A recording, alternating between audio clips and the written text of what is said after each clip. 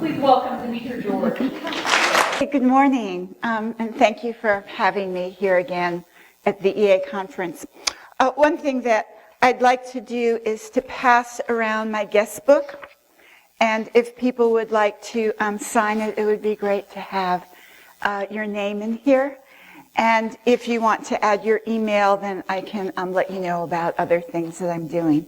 So I'll just start it here, and maybe you can keep it moving during the course of the talk. Okay, so today's lecture, I'm going to speak on the mythic background of the planetary archetypes of Ceres and Pluto and their affiliated relationships. And some astrologers wonder, well, what is the justification for looking to myth for an understanding of what that planet might mean in our personal lives? And I say that in the origins of astrology, as we have recorded in ancient Babylonia 4,000 years ago, the planets were believed to be one of the manifestations of the gods. And and the myths were the stories of the lives and deeds of their gods. And when the planet would make an appearance in the sky, it was as if the deity had made an appearance in the sky and was conveying both its nature and intentions to humanity. So coming from an ancient cuneiform tablet inscribed on clay from somewhere around 2000 BC, is the line, when Ishtar, who is known as the planet Venus, the goddess, appears on high, culminates in the sky, lovemaking on the land. Okay, so it was a direct connection between gods and celestial bodies and human activity.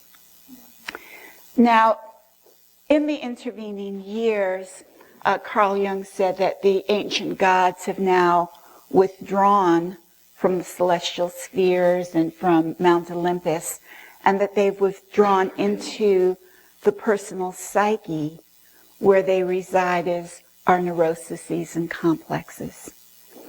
And when we see manifestations of dis-ease in our lives, it is a signal that some aspect of deity, which is none other than the nature of our own mind, has not been honored or acknowledged. And the premise of archetypal therapy is by calling up these parts that have been repressed, that are traumatized, and recognizing them, we can facilitate healing. And so by going into their mythic stories, this gives us the by seeing what happened in their lives, the gods and goddesses, it's none other than the archetypal dramas that we all pass through. And by being able to identify our own sense of disease with a particular planet, as evidenced in the mythological story of that deity, we have a clue of how to begin our therapeutic process. So, it's from that perspective that I'd like to bring my knowledge of archetypal myth and pilgrimage and sacred sites to shed another lens for the EA community to be able to use for information in being able to assess the soul's evolutionary path in this lifetime. And to suggest some ideas through the nodes of Ceres or through the nodes of the asteroids for your own research. Okay. Oh, that was the first one. Okay. Okay, let's go to the second. This is Alex over here. Alex is my dear friend and one of my best favorite students who lives in Eugene, and she's helping me by clicking. And you should keep your eyes on her over the next years. I wasn't supposed to say that, but it's true. Okay, so the mythic background of Pluto is inexorably linked to that of Ceres and of her daughter Persephone. And it is a story of the mother, Ceres, and her brothers, Jupiter, Neptune, and Pluto, as focused upon the rape of her daughter.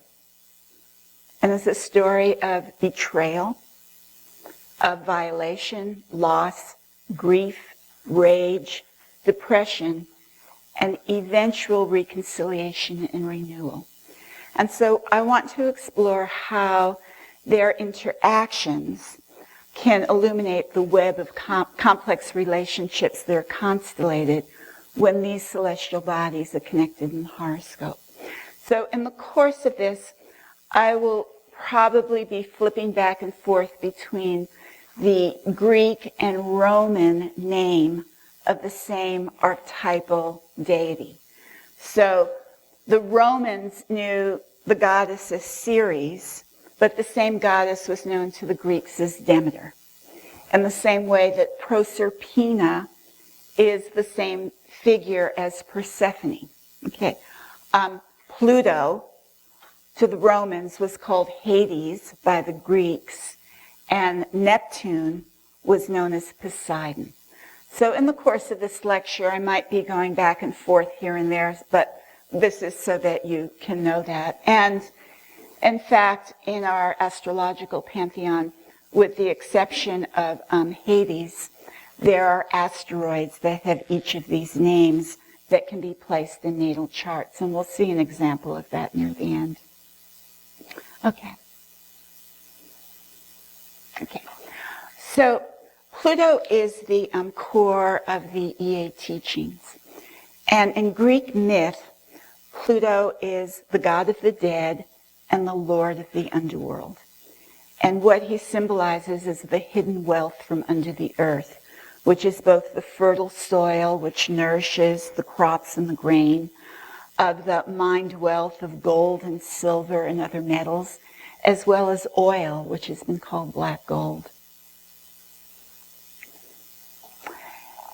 The most famous story of the ancient world is Pluto's abduction of Persephone, and Persephone was the young maiden daughter of the great goddess Ceres. The Greeks knew Ceres as Demeter.